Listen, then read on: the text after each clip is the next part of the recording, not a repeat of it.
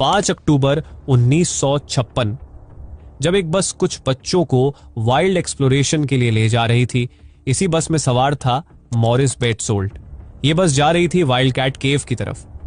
Morris बेटजोल्ट, जो कि इस केव को पहले 20 से ज्यादा बार एक्सप्लोर कर चुका था, लेकिन कभी भी मॉरिस ज्यादा गहराई तक नहीं गया था।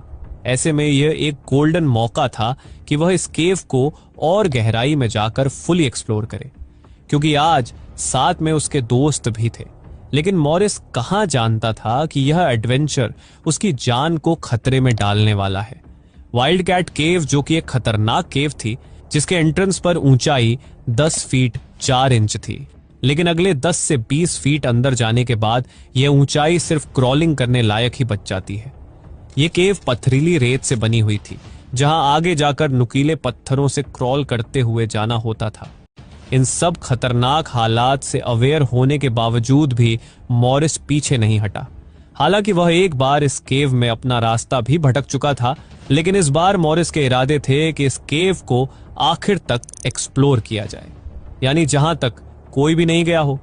इस बार मॉरिस अकेला नहीं था, वह अपने दोस्तों के साथ था। छुपते छुपाते वह सब इस केव में एंटर कर गए। अब सभी बच्चे केव में जा रहे थे। मॉरिस बेहद एक्साइटेड था और तेजी से आगे बढ़ रहा था। केव काफी तंग हो चुकी थी, कुछ इस तरह कि उसे खुद को स्क्वीज करते हुए आगे बढ़ना पड़ा। इसी जल्दबाजी में वह अपने दोस्तों से भी बिछड़ गया। मॉरिस अपने दोस्तों को आवाज देता है, लेकिन उसके दोस्त खुद यह नहीं समझ पाते कि मॉरिस आखिर कहां चला गया। वे समझते हैं कि शायद मॉरिस उन्हें छोड़कर बाहर निकल गया। वे लोग बिना देर किए बाहर आ जाते हैं, लेकिन मॉरिस बाहर भी नहीं था। अब उन्हें लगता है कि मॉरिस ने शायद सच में उन्हें छोड़ दिया है, इसलिए वे सब वापस लौट जाते हैं। लेकिन मॉरिस अब केव के अंदर काफी गहराई में जा चुका था। आगे बढ़ते हुए वह केव के डेड एंड तक पहुंच गया। अब वह वापसी का प्लान करता है।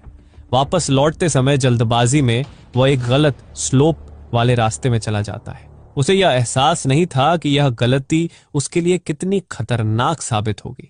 थोड़ा और नीचे जाने के बाद यह केव और भी तंग हो जाती है। दोनों तरफ पत्थर थे, जिससे एकदम स्क्वीज होकर जाना था। अब मॉरिस इसे क्रॉस कर रहा था कि अचानक उसके पैर पर एक बड़ा पत्थर गिर जाता है। वह अपने पैरों को हिलाने की कोशिश करता है, लेकिन जितना भी प्रयास करता है वह और फंसता जाता है।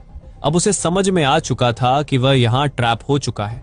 निकलना इतना आसान नहीं होगा, लेकिन मॉरिस ने हिम्मत नहीं हारी।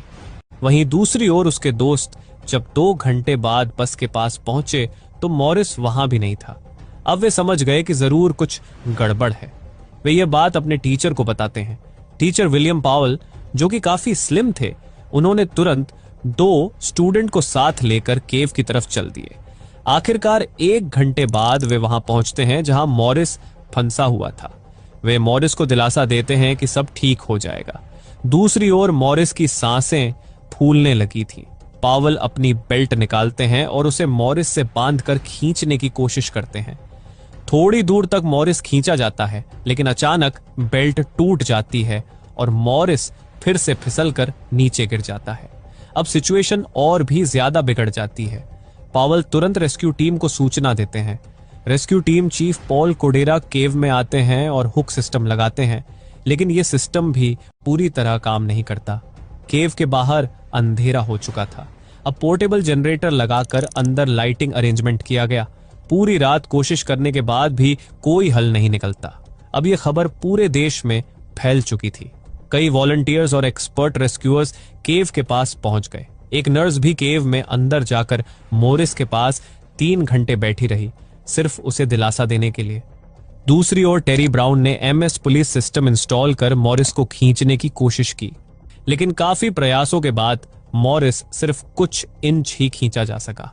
अब एक और स्लिम केवर की तलाश की गई जो मॉरिस के करीब पहुंचकर रस्सी से बांध सके। तभी माइकल उल्रिक नाम का एक स्लिम व्यक्ति अंदर गया और मॉरिस की टांगों को रस्सी से टाई अप किया। इसके बाद उसने मॉरिस के शरीर के मिडिल हिस्से को भी रस्सी से बांध दिया। स्लिपरी बोर्ड और ग्लाइसरीन का इस्तेमाल किया गया ताकि मॉरिस को आसानी से बाहर निकाला जा सके। धीरे धीरे मॉरिस को खींचा गया। अंततः मॉरिस बाहर आ गया। यह एक जश्न का समय था। बाहर पार्टी हुई क्योंकि मॉरिस, जो कि मौत और जिंदगी से लड़कर आखिरकार बाहर आ गया था। अब मॉरिस को अस्पताल ले जाया गया, जहां डॉक्टरों ने तुरंत उसकी हालत का जायजा लिया। मॉरिस के शरीर पर कई जगह गहरे घाव थे और वह शारीरिक रूप से काफी थक चुका था। डॉक्टरों ने बताया कि उसे पूरी तरह से ठीक होने में काफी समय लग सकता है, लेकिन सबसे बड़ी बात यह थी कि वह जीवित बच गया था। इस घटना ने पूरे शहर को झकझोर कर रख दिया। लोग यह सोचकर भयभीत थे कि कैसे मॉरिस इतनी खतरनाक सिचुएशन से वापस आ पाया। इस हादसे के बाद वाइल्ड कैट केव को एक चेतावनी के रूप में देखा जाने लगा। इस घटना ने लोगों को यह भी एहसास कराया कि कुदरत के खतरों का सामना करने के लिए साहस के साथ साथ सतर्कता भी जरूरी होती है। इस घटना के बाद वाइल्ड कैट केव को हमेशा के लिए सील कर दिया गया, ताकि भविष्य में कोई और मॉरिस की तरह अपनी जान जोखिम में न डाले। मॉरिस का यह साहसिक किस्सा आज भी लोगों को यह सिखाता है कि मुश्किल हालातों में भी हिम्मत नहीं हारनी चाहिए और सही तरीके से सोचना बहुत जरूरी होता है। मॉरिस ने अपनी जिंदगी का सबसे कठिन एक्सपीरियंस झेला था, लेकिन उसने यह भी साबित कर दिया कि किसी भी हालत में उम्मीद का साथ नहीं छोड़ना चाहिए। मॉरिस के दोस्त, जो उस समय घबरा कर बाहर आ गए थे, बाद में उसे देखने के लिए अस्पताल पहुंचे और उससे माफी मांगी कि वह उसे अकेला छोड़ आए थे। मॉरिस ने उन्हें माफ कर दिया और कहा कि यह उसके जीवन का सबसे बड़ा सबक था और अब वह अपनी बाकी जिंदगी को पहले से ज्यादा सावधानी और सादगी के साथ जीना चाहता है।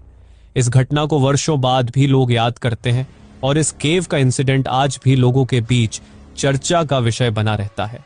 मॉरिस का यह इंसिडेंट साहस और संघर्ष का प्रतीक बन गया और उसकी यादें एक चेतावनी बनकर बाकी लोगों के लिए छोड़ दी गईं, ताकि भविष्य में कोई भी खतरनाक स्थान पर जाने से पहले पूरी सावधानी बरते। मॉरिस ने अपनी जिंदगी को फिर से एक नया मोड़ दिया और उसने यह तय किया कि अब वह अपनी जिंदगी की हर घड़ी का महत्व समझेगा और हर पल को पूरी तरह जीने की कोशिश करेगा।